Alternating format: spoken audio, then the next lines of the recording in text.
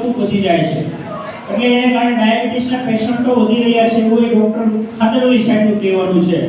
તો એણે જે આ નેગેટિવ મિલેટની અંદર ચોખાને અને ઘઉંને મૂક્યા છે, ત્યાર પછી ન્યુટ્રલ મિલેટની અંદર આપણે જોઈએ કે બાજરો છે, જુવાર છે, મકાઈ છે, રાગી છે, આ બધા જે પાકો જે છે એને આપણે ન્યુટ્રલ મિલેટની અંદર કીધા છે કે જેની અંદર એટલું બધા પ્રમાણમાં શુગર નથી હોતું, હેલ્ધી વ્યક્તિ હોય એ ખાય તો હેલ્ધી રહી શકે.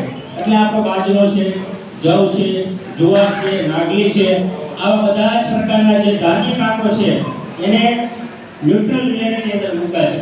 અને ત્યાર પછી છેલ્લે પોઝિટિવ મિલેટ કે જે વર્ષો પહેલા આપણા વડીલો ખાતા હતા અને ઓછા વરસાદથી ઓછા ખાતર દવાની કોઈ જરૂરિયાત નથી, ગમે ત્યાં ઉગી નીકળતા હતા, ગમે એવી બંજર જમીન હોય એની અંદર પણ થતા હતા.